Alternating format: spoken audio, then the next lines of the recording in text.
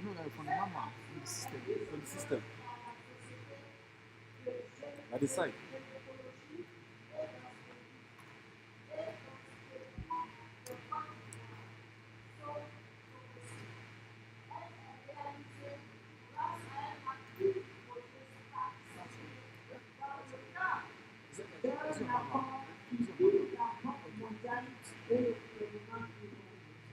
Dans le cadre de la lutte contre la moralité économique, il y a eu la distribution communautaire de la vitamine A et des parasitants aux enfants dans les visites sanitaires.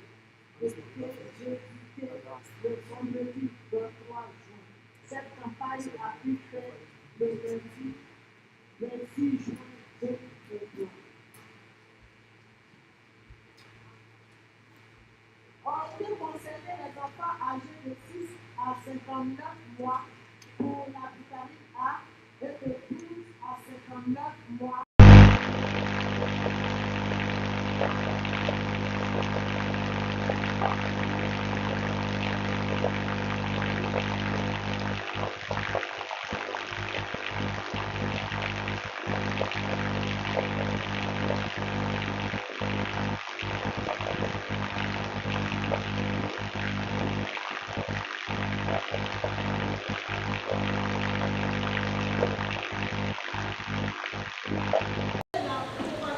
To prevent the spread of the disease, the Ministry of Health has launched a mosquito campaign. If you do is better there.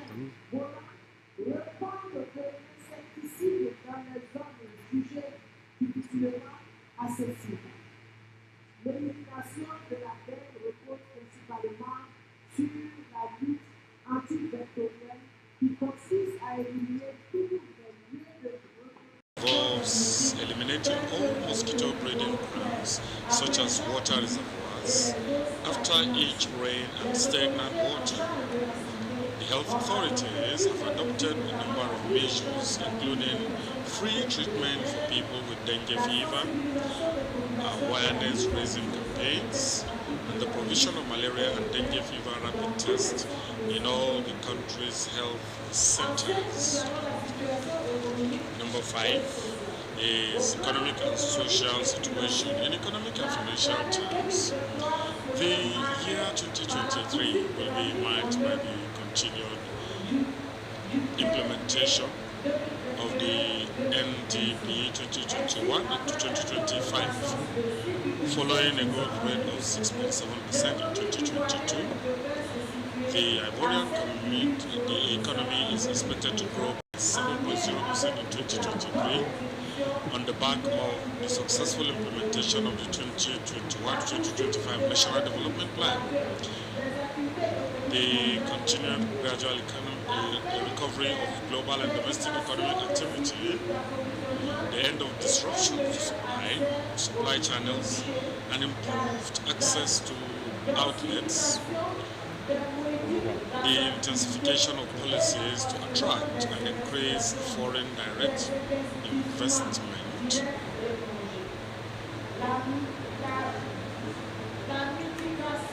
the mitigation of security problems on the country's northern borders, the non-intensification of the Russia-Ukraine crisis, and the mitigation of its repercussions on the national economy, the strengthening of the financial framework for SMEs and SMIs, and the strengthening of the state treasury. Against this backdrop, GDP growth should be driven mainly on the supply side by BTP, energy, manufacturing and services. Indeed, overall supply will be marked by a fall in the primary sector, brackets minus 4.4% compared with plus 5.1% in 2022, and an increase in the secondary sector plus 12.5% after plus 11.1% in 2022. and tertiary plus 8.6%, after plus 6.0% in 2022 sectors. Demand for its part is expected to be driven by the strengthening of final consumption plus 4.8% compared with plus 4.5% in 2022, and the consolidation of investment plus 12.1% after plus 19.4% in 2022. Inflation is expected to rise from 5.2% in 2022 to 4.8% in 2023, above the community threshold of maximum 3%. On the one hand, the increase will be linked to the disruption of supply chains caused by the various crises, particularly the Russia-Ukraine crisis, and on the other hand, to the high price of energy, which is expected to continue in 2023.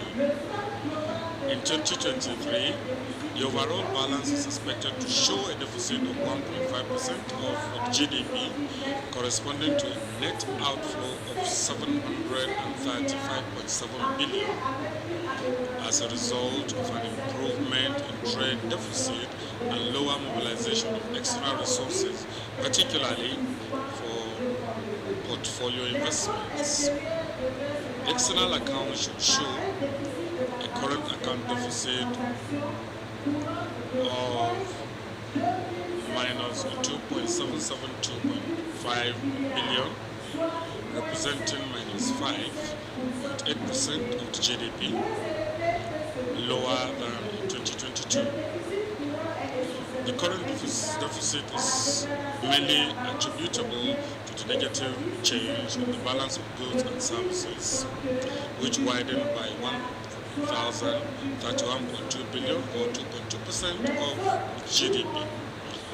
The other sub-accounts remain almost stable as a ratio of GDP compared with 2022, with primary revenues at minus 3.3% of GDP and secondary revenues at minus 0.4% of GDP.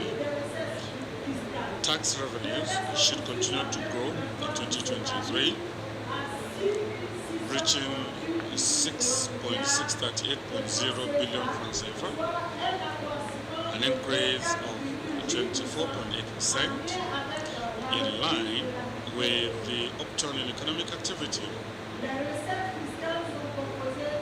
Tax revenue is made up of domestic taxes, 57.9%, and customs duties, 42.1%. Non-tax revenues are expected to increase by 77.9 billion to reach a level of 911.9 billion francs CFA by the end of 2023, compared with 834 billion in 2022, taking into account the impact of the social security reform. Public debt servicing at the end of 2023 is expected to total 3.846.3 billion compared with 3.225.2 billion in 2022. The performance level represents 7.4% of the GDP and 52.4% of domestic revenue, compared with 8.0% and 50.9% respectively in 2023. It includes 1,718.6 billion in external debt and 2,127.7 billion in domestic debt. The level of service should be delivered without backlogs. By 2023, growth in economic activity will be mainly driven by the secondary and tertiary sectors. The secondary sector is expected to grow by 12.5%, driven by the energy sector, plus 23.9%, construction and public works, plus 20.9%, petroleum products, plus 15.0%, food industry, plus 7.8%, other manufacturing industries, plus 7.8%, and mineral extraction, plus 3.1%. The tertiary sector, driven by the secondary sector, is expected to record growth of 8.6%, supported by all its components, notably transport, plus 9.5%, telecommunications, plus 9.0%, trade, plus 7.8%, and other services, plus 8.8%. The primary sector is expected to record a fall of 4.4%, mainly due to agricultural exports, minus 9.1%. Other components recorded growth. These were subsistence farming and livestock, plus 6.7%, fishing, plus 0.7%, and forestry, plus 0.4%.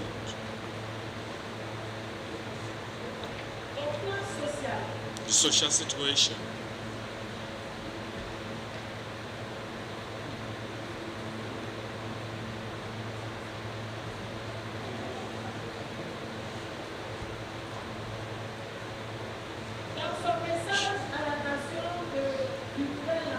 In his New Year message to the nation, the President of the Republic declared 2023 to be the year of the youth.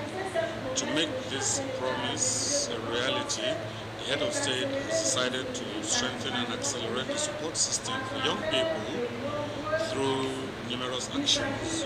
These include strengthening and expansion of second chance schools for those who left the education system too early or wish to reorient themselves, as well as improving the employability of the vocational and university training system. It is also intended to speed up the construction of sports and recreational facilities, as well as to strengthen the supervision and direct funding of youth projects. In addition, the head of state would like to see greater participation by young people in state procurement contracts and plans to set up an innovation and entrepreneurship incubator to encourage the creative genius of young people and accelerate the development of startups.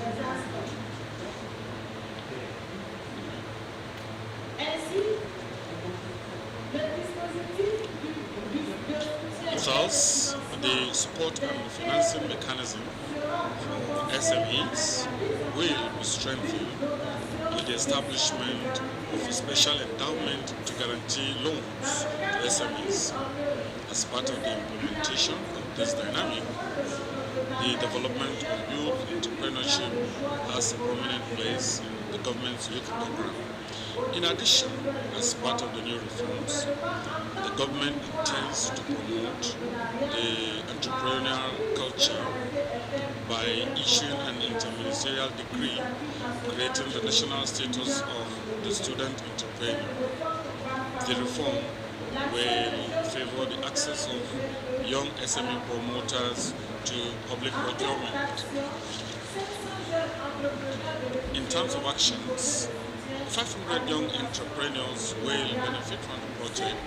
To support entrepreneurial innovation, 5,000 entrepreneurs will be supported within the single window for SME development, and 100 high potential entrepreneurs will be taken into account within the framework of the economic program for business innovation and transformation for this year 2023. a total of 42,672 young people will benefit from financing within the framework of income generating activities, and it is planned to finance 16,128 micro and small enterprises, 11,630 medium enterprises and structural projects. All these initiatives will enable the government to reach 150,000 young people throughout the country by 2023. The state of implementation of the convergence criteria. Primary criteria. The ratio of the overall budget balance, including grants, nominal GDP, would be minus 4.1% in 2023 compared to minus 5.7% in 2022. The average annual inflation rate is expected to be 2% in 2023 against 5.4% in 2022. The ratio of total outstanding public debt to nominal GDP is expected to fall to 51.6% in 2023 from 49.2% in 2022. Secondary criteria. The wage bill to tax revenue ratio would fall to 35.6% compared to 36.4% in 2022. The tax rate would stand at 13.4% in 2023 against 12.8% in 2022.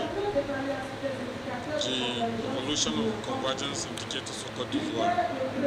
Primary criteria, overall balance GDP is higher or equal to minus 3% in 2018, minus 4%, in 2029 minus 3%, in 2020 minus 5.6%, in 2021 minus 5.1%, in 2022 minus 5.7%, in 2023 minus 4.1%. I believe that I'm going to spare you having to read this statement because you have it before you. The status of implementation of community tax. 1. Status of the community levy. Cote d'Ivoire is up to date with all its contributions to the community budget. 2. The protocol relating to the free movement of persons and goods. As a reminder, as part of the fight against the spread of the coronavirus, the Ivorian government had decided on the 20th of March 2022 to close the land, sea and air borders of Cote d'Ivoire to all human traffic as of 22 March 2020, in view of the favorable evolution of the global health situation and the resumption of economic activities. The Ivorian government has decided to reopen the land borders from midnight on Wednesday, 15 February 2023. The Honorable Speaker, the Honorable Deputy Speakers, Honorable Members, dear colleagues, I would like to thank you for your kind attention.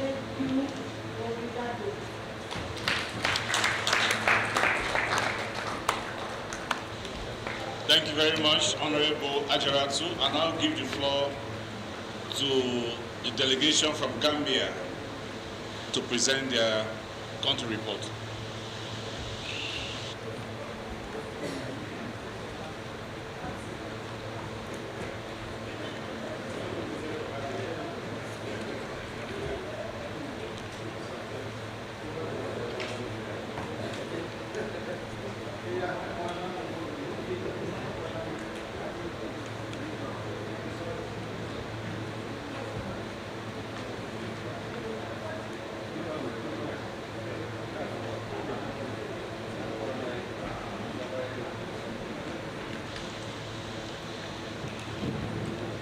Thank you very much, Honorable Speaker, for giving me the floor. Honorable Speaker, I present the country report of the Gambia. Before going proper to the deliberation, permit me to recognize the composition of the Gambian delegation. To begin with myself, Honorable Beniki Tunkara at Health Delegation, and Honorable Alaji Estabo as a member, Honorable Keba Kebaro as member, and Honorable Famaranjai, member, and Honorable Sambajalo, member. Honorable Speaker, with your permission, Honorable Speaker of ECOWAS Parliament, honorable colleagues, ladies and gentlemen, I convey on behalf of the Gambian delegation warm greetings from the government and the people of the smiling coast of Africa. As tradition demands, I stand before you on behalf of the Gambia delegation to present the country report of our dear motherland. The report borders on political security, human rights, economic situation of the country, as well as the implementation of the community texts and protocols. Political situation, political environment and situation. The political environment of the Gambia under the distinguished leadership of His Excellency President Adam Barrow continue to create conducive environment for all political players. Gambia have become freer from improper influence of political choice since the end of the Jammeh's 22 years in 2017. As the political landscape in the country continues to grow on a positive note, more efforts are being focused on reinforcing democracy and good governance in line with the goals of our transitional justice process. The Gambia remains politically stable, vibrant, and conducive environment for all political stakeholders. Gambians have greater freedom to express political views under the Barrow administration. There exists a relative level of political tolerance in the organization of the Inter-Party Committee, IPC, the umbrella body coordinating all registered political parties. On security, the Gambia is relatively calm and peaceful generally and has registered major success within the security sector, including the security sector reform, SSR. This reform is conducting a lot of training for the security sector, particularly the Gambia Police Force, the Gambia Immigration Department, the Drug Enforcement Agency, the Gambia Prison Service. All these efforts are geared towards guaranteeing the protection of human rights and non-reoccurrence of the violation of fundamental human rights by security forces. However, the country has experienced an unfortunate incident and tragedy in the month of September 2023, and for the first time in the history of our nation since independence. The shooting incident tragically resulted to the death of 2 police officers and another critically injured by a lone gunman called Hussein Boja. The incident took place at Circular Traffic Lights, Johnson, where he, the gunman, triggered the gun on the police officers who were actively on duty. The suspect escaped the scene but few days after of intensive manhunt by securities. He was later apprehended and arrested in Jululu, Casamance, in the southern part of Senegal.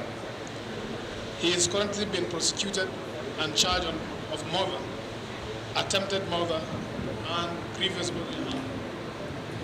This is an incident that led to the lives of 2 gallant policemen in the Gambia police force, and for the fact that it has never happened in the Gambia, triggered the National Assembly to consider a request presented by the Honorable Majority Leader and the Head of Government Business in Parliament to move a motion of matter of the day. The request was granted by Parliament and the motion was intensely debated. All sides of Parliament strongly condemned the act and described it as barbaric and inhumane, as well as sympathized with the family of the victim, offer prayers and call on government to give a befitting burial to our fallen heroes. On legal reform, the Gambia Immigration Department, the Gambia Police Force, and National Intelligence Agency are currently reviewing the existing laws. This exercise is geared towards reconstruction and enhancing institutional capacity for efficient and effective service delivery. The Ministry of Defense has in 2022 validated and approved the National Defense Policy and has currently reviewed the terms and conditions of service for the Armed Forces Task Corps, TACOS, for which is before Cabinet for approval. Status of implementation of ECOWAS community text. The government of the Gambia, under the leadership of President Adam Barrow, is committed to the domestication of ECOWAS protocols and convention. In the same vein, the Gambia continues to monitor the implementation of a number of ECOWAS programs and community texts. Protocol relating to community levy. The government and its institution responsible for the levy continue to fully comply with ECOWAS protocol on community levy. All levies collected by the Gambia Revenue Authority are remitted directly into the ECOWAS account at the Central Bank of the Gambia, which the Commission has full access and can withdraw the funds at any time. The National Eco-Levy Committee monitors the implementation of the protocol on a community levy through quarterly assessment of the collection reported by the Gambia Revenue Authority. The last quarterly reconciliation was conducted on 16th of August 2023. Accordingly, as reported by the ECOWAS Eco-Levy Monitoring Team, in December 2022, the Gambia continued to maintain its compliance status and has achieved a clean position in terms of timely deposits of the ECOWAS levy, protocols on free movements of persons and goods.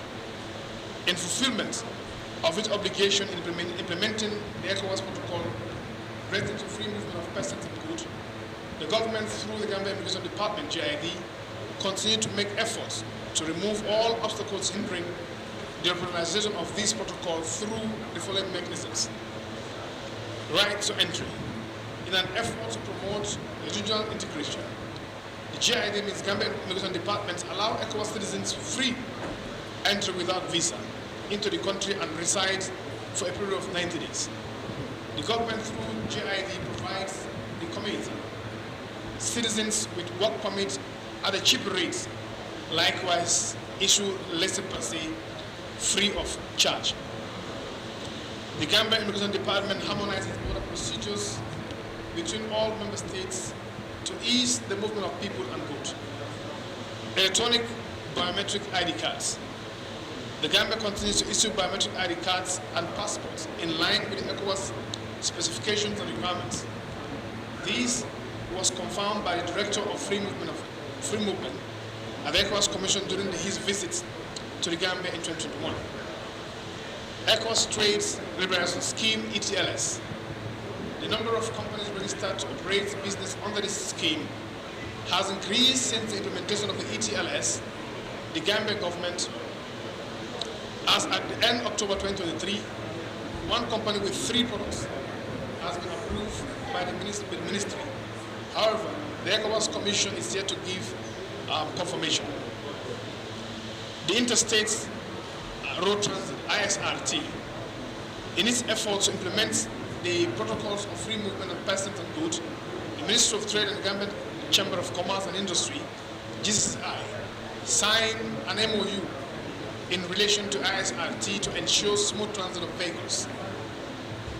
A quarterly meeting is held to monitor the implementation of the MOU.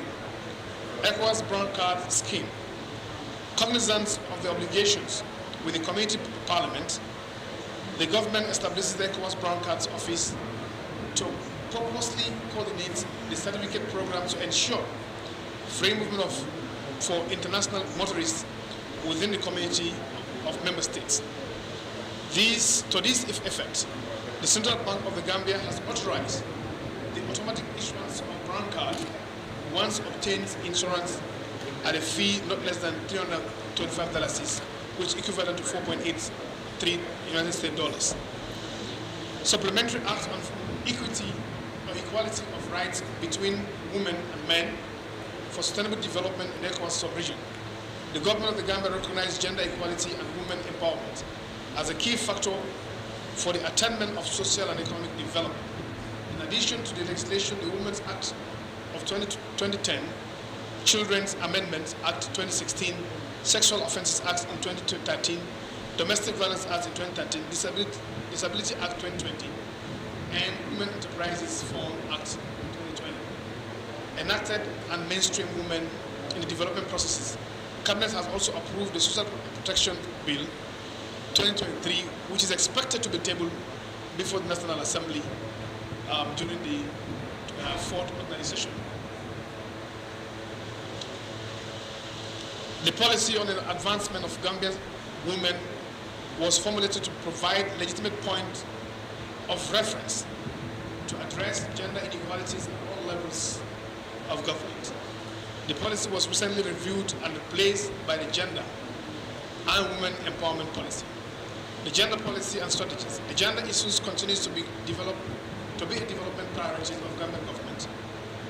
In this regard, the government, through the Ministry of Gender, Children and Social Welfare, has formulated and implemented the following policy framework aligned with the provision of the ECOWAS Supplementary Act on equality of rights between women and men for sustainable development in the ECOWAS sub-region.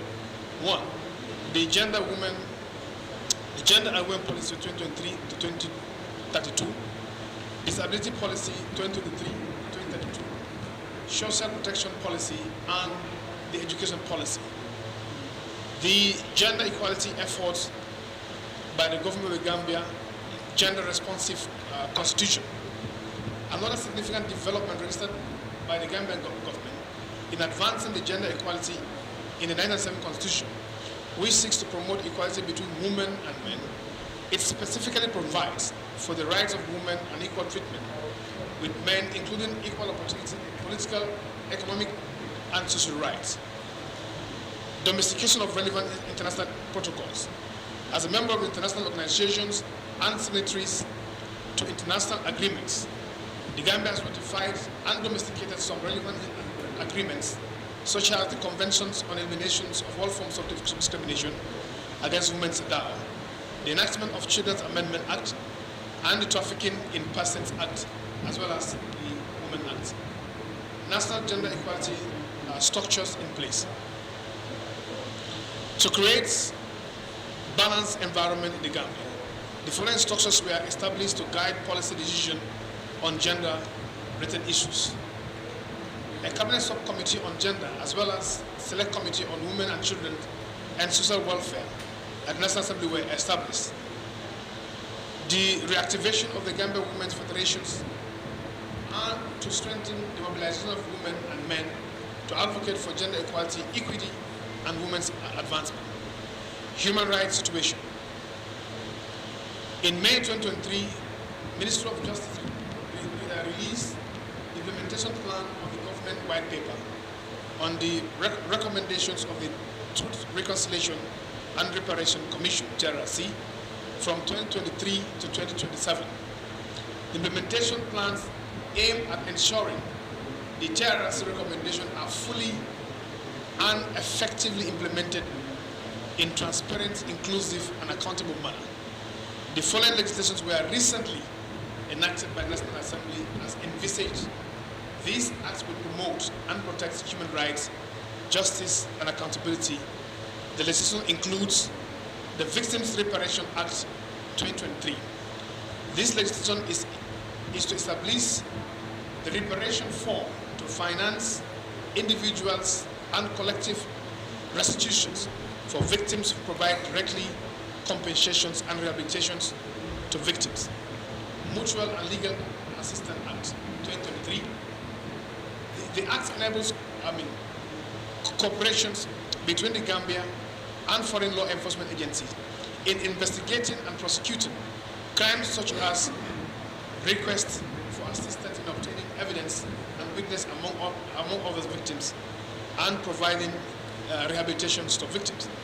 Prevention and Prohibition of Torture Act 2023.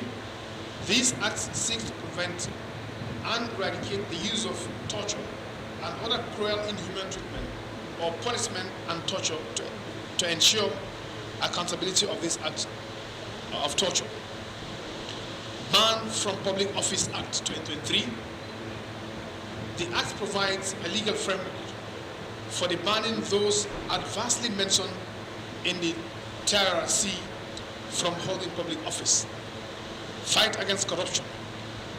In its efforts to address corruption and promote accountability in public sector, the government of the Gambia, through the Minister of Justice, in October 2023, filed indictment against senior government officials. The charge include economic crimes, theft, forgery, and conspiracy. Furthermore, the anti-corruption bill is currently before the National Assembly for consideration and enactment. Status of children's acutely injury causing the deaths in children under the health report. In July 2023, Presidential Task Force set up to probe into the death of children due to the acute presented its report to the President. The report recommended inter alia that the government of the Gambia permanently revoke the importation license issued to Atlantic Pharmacy Company Limited and their directors. It was recommended that the government, through the Ministry of Health, should review the laws and regulations governing the issuance of pharmaceutical imports license. It is also recommended that the stringent condition to be in place to ensure that importers are approved based on their qualifications and operates within the high degree of accountability and responsibility, rather than being motivated by profits. Trafficking in persons. The Gambia has been placed in the tier of two categories as per the U.S. Department of State Trafficking in Persons Report 2022. The government has also taken some notable steps in 2023 to address trafficking in persons in the country. Notably, in February 2023, the court convicted and sentenced one Jeremy Jatta to 15 years imprisonment with a fine of $100,000 and in default to severe 40 months imprisonment for human trafficking. Equally, in April 2023, the court convicted, sentenced one Jennifer Ozumi, a Nigerian, on 2 counts of trafficking and importations of persons to 15 years imprisonment and fine of $50,000 for each account. Economic situation. The Gambia economy is anticipated to sustain its recovery in 2023, albeit at the lower pace. The projected real GDP growth of 2023 is 4.8, slightly lower than 4.9 recorded in 2022, and 5.3% observed in 2021 during the initial stage of the post-pandemic recovery. The relatively modest performance is attributed to the adverse effect of Russia-Ukraine war conflict, which has significantly hindered growth prospects. This has led to the downward revision of the optimistic projections due to the implementation of relevant interest rates to the counteract escalating price level. The anticipated decline from 6% in 2022 to 2.5% in 2023 in the overall growth is attributed to contractions in the service sector. The agriculture and industry sector are poised for substantial improvement, with the projection indicating growth from 3.6% to 8.3% in 2023 for agriculture and from 3.3% to 7.4% in 2023 for industry. In September 2023, inflation rose at 18.5%, marking the highest level in the third year, with grants included the deficits of 2023, which rose to $3.9 billion, 3.15% of GDP, from 3.7 billion, which stand at 3.505 in 2022. The rise in the recurrent expenditure was driven by increase in compensation of employee, while capital expenditure shows a rise to expand government spending on infrastructural projects, including the widening of the Baton-Harding Highway and the 50-kilometer urban road construction project. In the first half of 2023, revenue and grants total at billion, which is 10.4% of GDP, representing 21% increment compared to 10.6 billion, which represents 8.6% of GDP. In the corresponding period of 2022, the rise was a result of the increase in grants and domestic revenue. During the first half of 2023, the government witnessed a 21.8% increase performance in domestic revenue, representing 8.4 billion, which stood at 6.8 as compared to 6.9 billion, which is 5.6 in the same period of year 2022. Tax revenue in the first half of 2023 reached 6.9 billion, representing 5.7% of GDP, showing a 25% increase from 5.6 billion, representing 4.5% of GDP in the same period of 2022. The rise was primarily attributed to the successful implementation of the Asikuda Wall and establishment of the dry port. Non-tax revenue increased from 1.3 billion, representing 2.7% of GDP in 2022, to 1.4 billion, representing 1.2% of GDP, indicating a 7% increase in 2023. The improvement was driven by the repayments from the GSM, which is the telecom sector, share capital.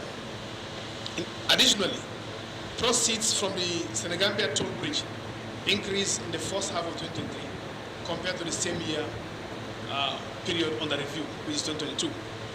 On expenditure side, the total public spending for the first half of 2023 rose by 16%, increasing from 14.3 billion, which represents 13.8% of GDP in the first half of 2022, to 16.7 billion, which represents 11.7% of GDP.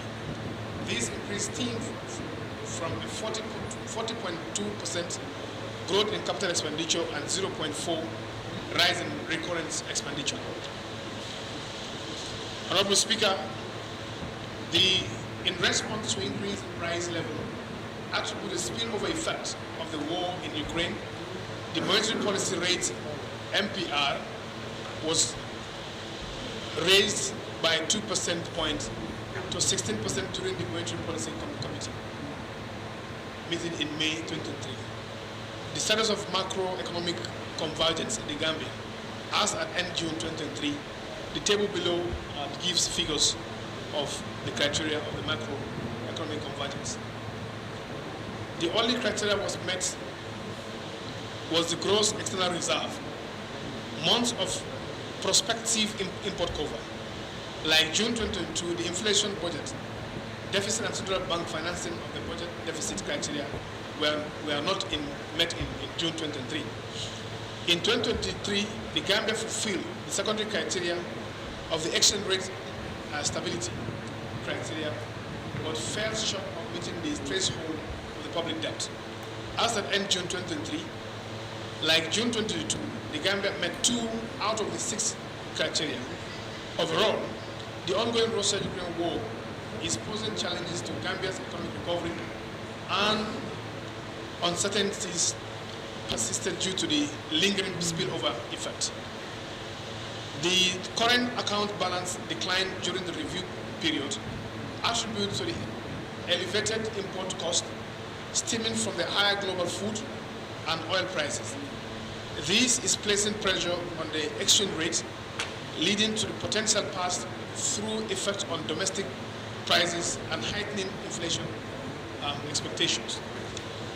Honorable Speaker, in conclusion, I want to conclude that the delegation on behalf of the people of the Republic of the Gambia and the government of His Excellency President Adama Barrow wishes to reiterate the Gambia is ever committed to the ideals of regional bloc and shall never relent in its efforts for the integration process of the ECOWAS community of people. Thank you very much. Merci. Obrigado.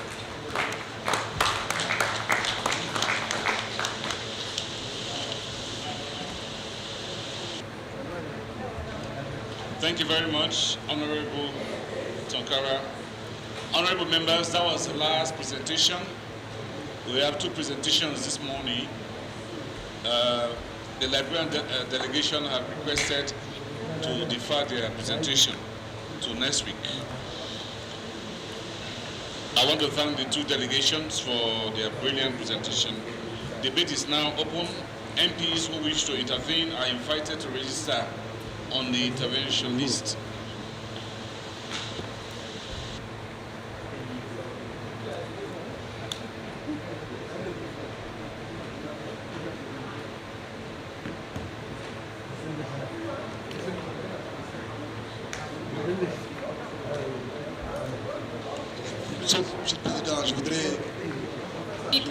Honorable Speaker, I would like to start by commending our colleagues from Cote d'Ivoire and the Gambia for the quality of their presentations.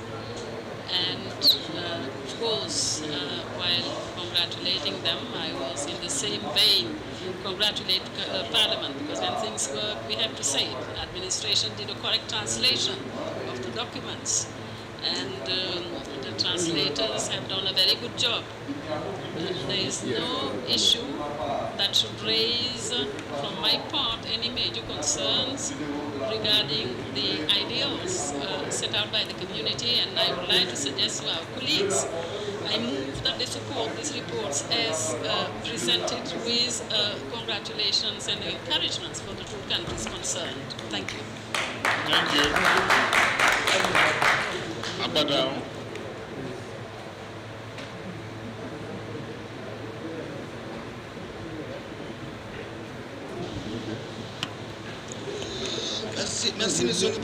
Thank you, Honorable Speaker. Honorable Speaker, I would also like to congratulate the two countries and for their presentations. And now for Cote d'Ivoire,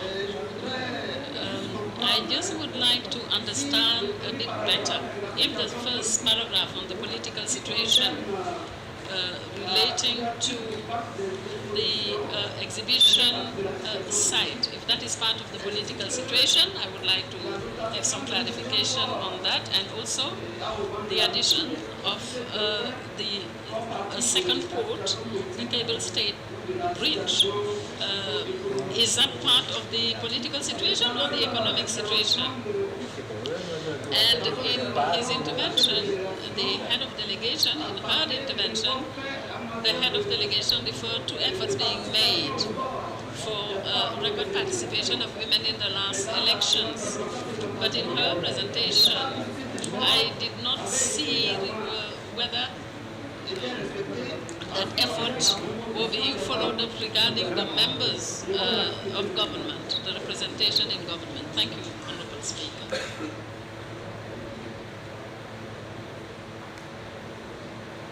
I think those were the only two observations. Oh, Honorable Alipui.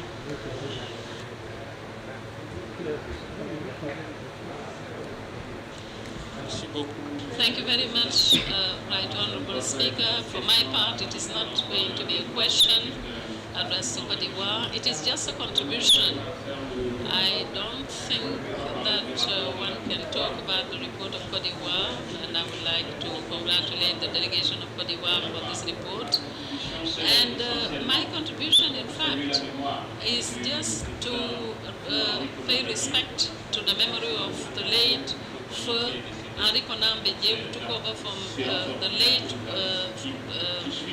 Houphouët-Boigny, So I think we need to pay respect to his memory.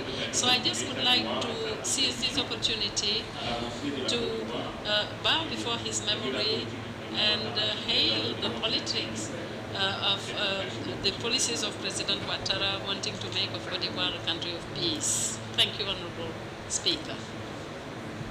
Thank you very much. Honorable Lamina Emerson.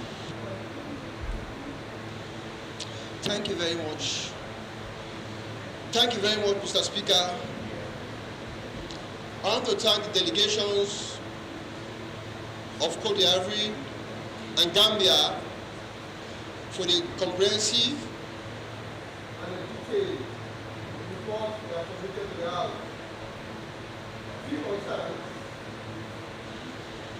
There are few concerns I would like to pick from their reports with specific reference to page 4 of Cote d'Ivoire. I noticed that they have endeavored to make several efforts to increase women participation in governance. I realize the policies, the MOUs, they have forwarded so far, but I have not seen any legal framework. It's a general backdrop I want to ask. How far have they gone with a legal framework that will give women the authority, the power to be represented, whether at Senate or at the General House? For example, recommendations came in Sierra Leone in 2002, after the end of our war, through the TRC documents. But we realized that after 20 years, those policies, those recommendations never held water. They did not hold water. Until in 2022, when we got the Gender Equality Women's Empowerment Act, which has now given women the full right to be represented in the House, at least 30%. That's the question for Ivory Coast. How far have they gone to legislate legal, stronger framework for the women of Abidjan and Ivory Coast as a whole? Number 2, for Gambia, I also admire them for the several policies made for education.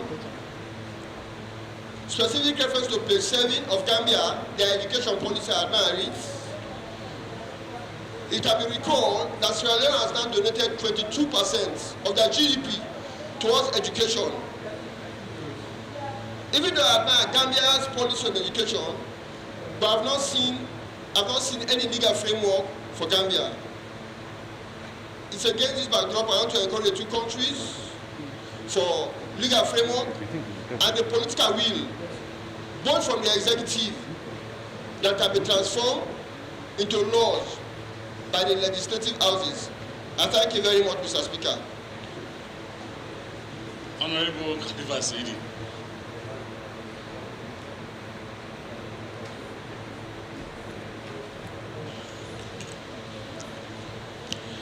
Obrigado, Sr. Presidente. Thank you, Honorable Speaker. I would like also to congratulate those who presented this report, which is a summary, so to speak, of economic, social, political situations in the respective countries. I just have just one question on my mind. In the report from the Gambia, I would like to understand better the mechanism which is defined in the report in relation to the link between the community levy and the ecological levy, because I see, or environmental levy, because I see here in the report in chapter 6, in the chapter on the protocol on the community levy, they refer to an ecological levy. It seems to be a link between that and the community levy. So I would like to understand that mechanism. I would like to understand how it works. So that is the only question that I would like to raise, and it is addressed to the delegation from the Gambia. Thank you. Honorable Kaikwe, where is he now? Yeah, okay.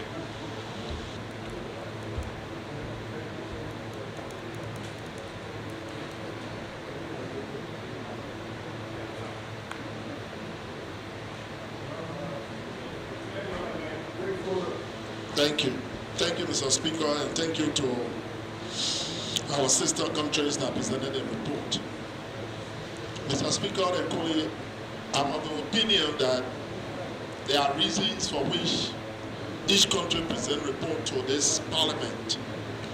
And I think in as much as we have criteria in terms of how and what information we should gather from a different country, I'm of the opinion, can we have a process that analyzes the different situation from a different country so that when each country report, perhaps there will be an ad hoc committee or some other group that will be able to analyze situations online in a different country report.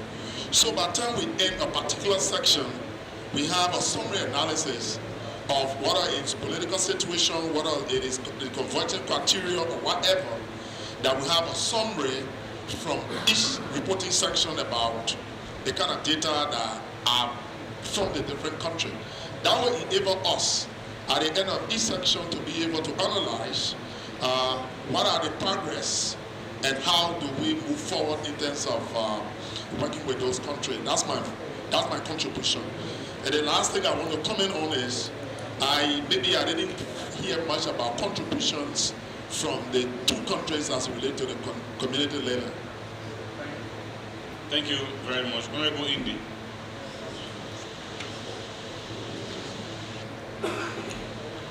Merci, Monsieur le Président. Thank you, Right Honourable Speaker.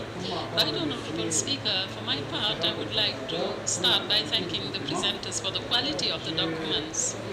I have two little questions on the report from Cote d'Ivoire.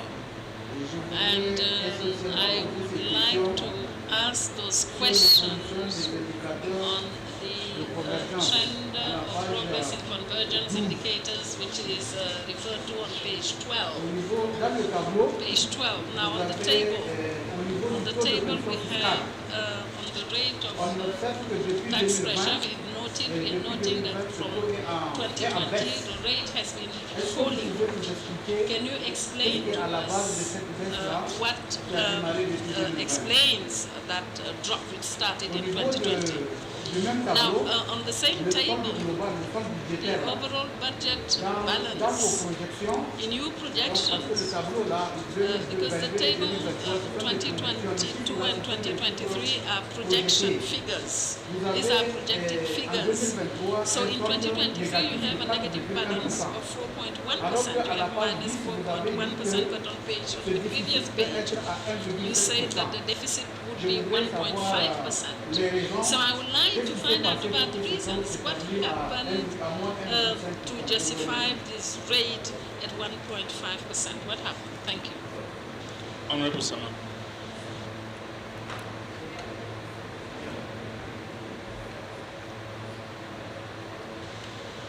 Thank you very much, Mr. Speaker. I have two questions. One for the Gambia, my second country, and Cote d'Ivoire. In the fight against corruption, we are told in the report that indictments have been filed against senior government officials. Now I want to know how were those senior officials selected? Are they before a court or before a commission of inquiry? How were they selected? That's my question for the Gambia. Then I come to Ivory Coast. On the last page, we are told that on 20th March 2022, the government closed the land, sea, and air borders. You know? And now we are told in the last paragraph that the land borders have been reopened. What about the sea and the air border? Three borders were closed. Land, sea, and air. And we are told the land borders are closed, are open. What about the sea and the air borders? There was wondering where the borders closed from 2020 to 2023. I mean, no, there was no movement by air, sea, and land for those periods in Ivory Coast. I'm doubting. If you have opened the land borders, what about the sea and the air? You have not mentioned that in the report. Thank you.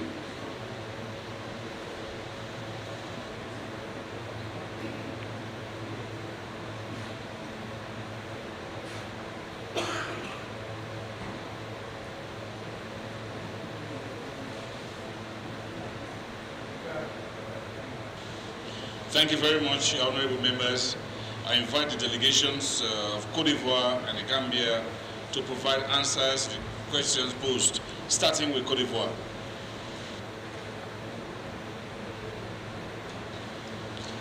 Merci, Monsieur le Président. Thank you very much, Mr. Speaker.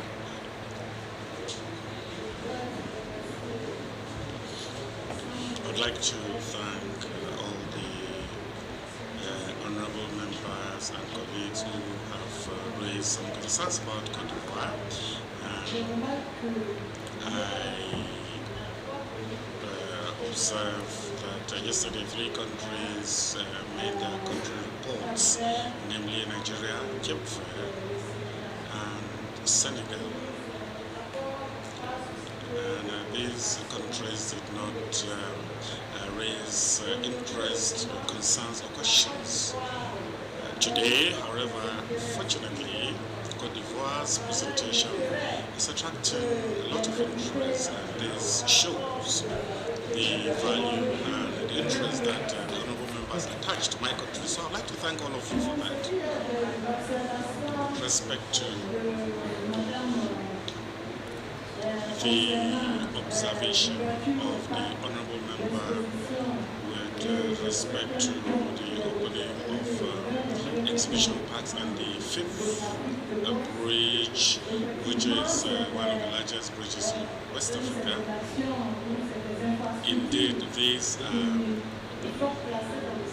infrastructures that fall under the economic sector, but we capture that under the political sector because the commissioning of this project was done by political personalities. Otherwise, there's, of course, economic infrastructure. The bridge, of course, is development infrastructure, which maybe should have been captured under another sector, but we decided to capture it under the political structure because the commissioning was done by key political actors in Cote d'Ivoire.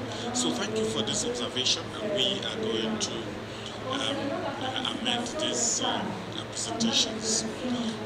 With respect to women participation in local elections, of course, we presented the high number of women that took part in these elections, and for the first time, we hit the target that we set for ourselves. However, the concern was to know if in government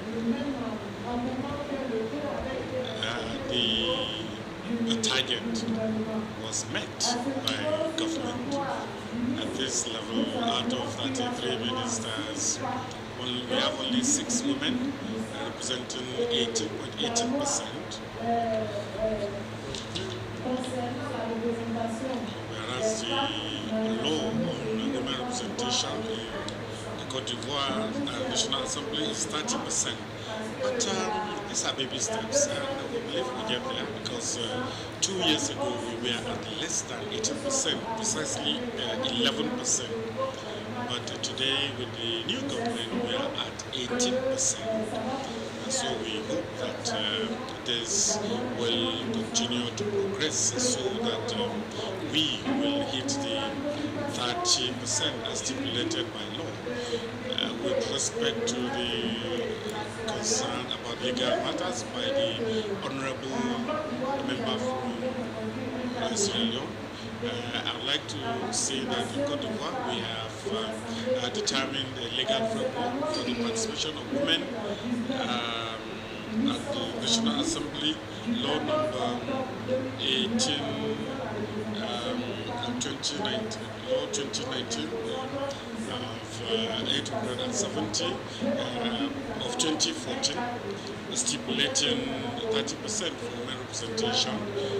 Maybe it was an omission for us not to have mentioned that in the report. So I'd like to reassure those who spoke about women participation too. Wanted to know whether this is a real participation. You know, in our countries, whatever the provisions of our laws, the political parties do not forcibly respect what the law says. in Cote d'Ivoire, having observed that political parties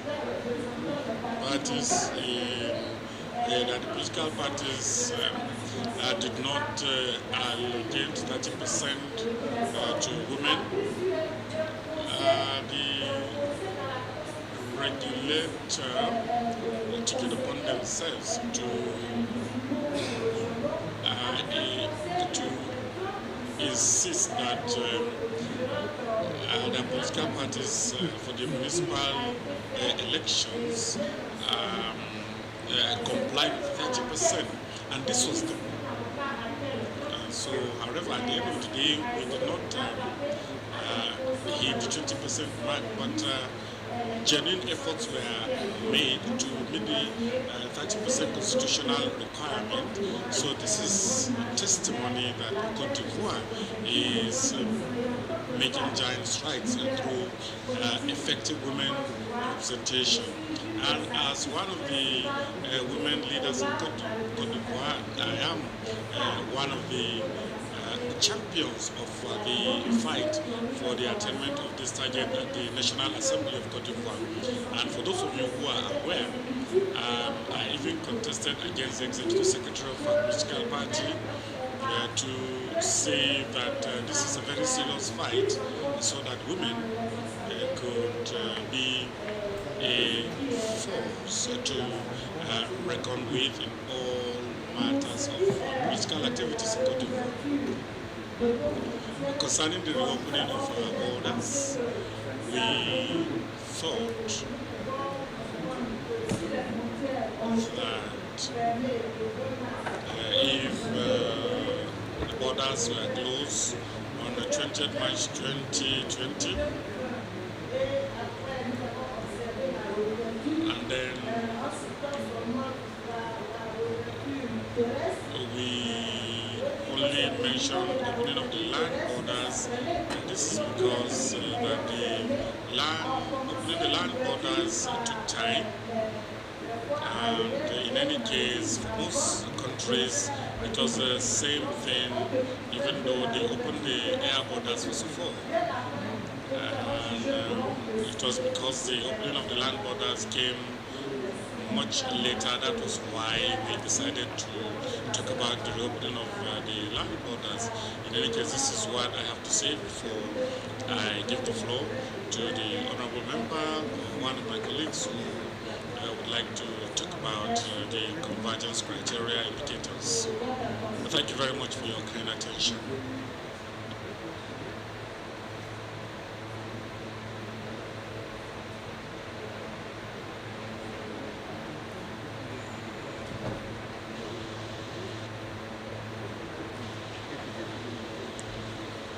Merci.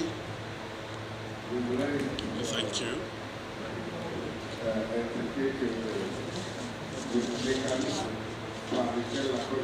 I'd like to state that the mechanism through which Cote d'Ivoire compelled either political parties or the electoral law presented to national, regional electoral officers, the Independent Electoral Commission insisted on 30% of the list of contestants, whether it's for political parties or for independent candidates. The list was automatically rejected and invalidated. So this is something that I thought I should state.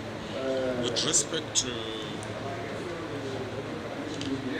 the deficit asked by a friend from Niger, the deficit was supposed to be 5.2% in 2023 and 4.1% in 2024, thanks to increased resources internally, and the current account deficit represents 0.1% of GDP, thanks to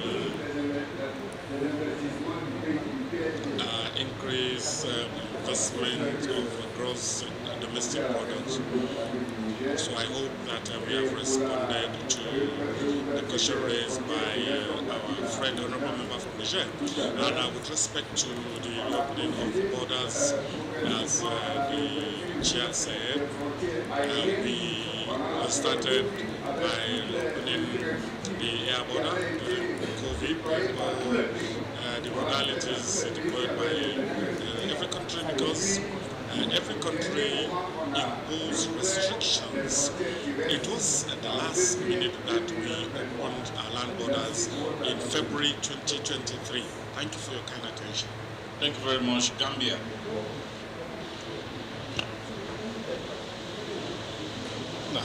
Thank you very much, Honorable Speaker, for giving us the floor. I want to appreciate the other speakers from Honorable Villan for the commendation we appreciate as a delegation. And we want to assure members that we will take our time to make sure that we do justice to the questions they've asked. On the education, the member did ask about a legal framework.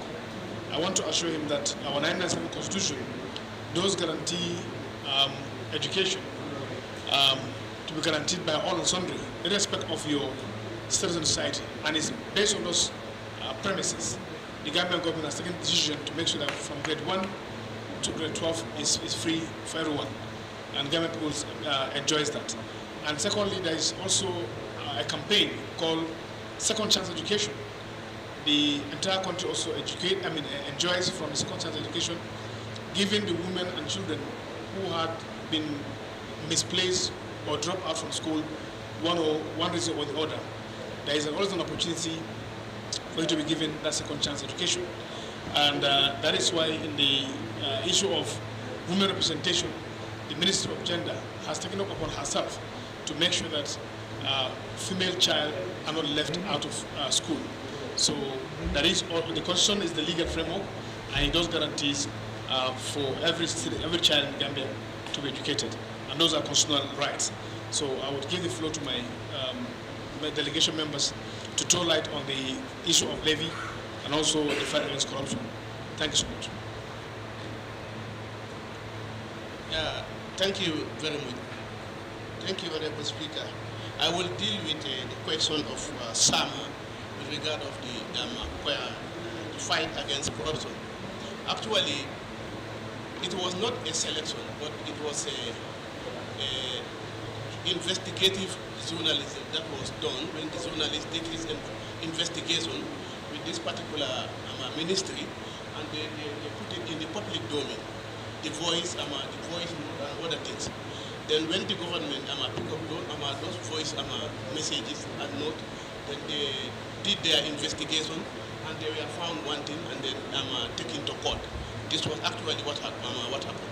Thank you.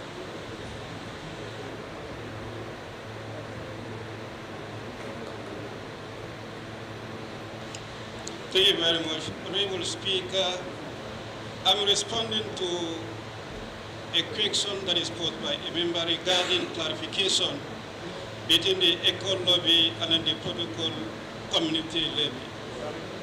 The ECO levy, the government of the Gambia has set a committee called the National ECO Levy Committee. This committee is mandated to monitor the implementation of the protocol on community levy, and then the committee would do the assessment quarterly based on the collection reported by the Gambia Revenue Authority, and then the latest of the reconciliation conducted and submitted on this particular report was on the 16th of August 2023. Precisely, the ECO Levy Committee is the one that is mandated to ensure the implementation of the community levy. This is the clarification that was sought from a member regarding the two levy.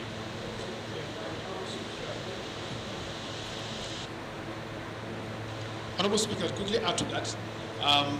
This ECO levy is not it's not a levy per se, as he rightly said, but it also geared towards the timely disbursement to remit the collection into the account.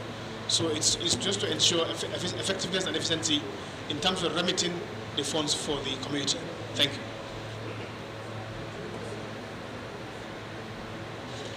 Thank you very much, honorable members of the two delegations. Honorable members, I believe you've heard from them. They have responded very well to your concerns. I therefore submit the reports presented for adoption. The reports are adopted. Honorable members, the items on the agenda of our plenary session for today are exhausted. In accordance with the work program of this ordinary session, our next plenary sitting will continue on Monday, 4 December 2023 from 10 a.m. The agenda will include the following items.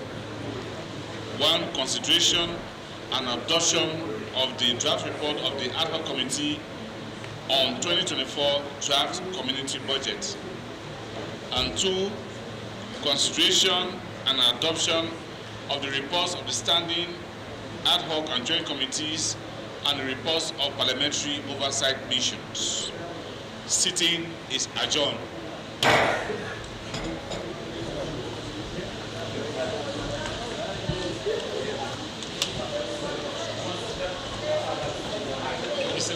For the announcement. Wait, just wait. Just do the announcement for now. Let's go. That's the meeting. Honorable members, the members nominated for the committee, ad hoc committee, are requested to stay back to remain in this hall for their first meeting. The ad hoc committee appointed yesterday stay back in this committee room for their first meeting. Honorable Deputy Member de la Commission ad hoc.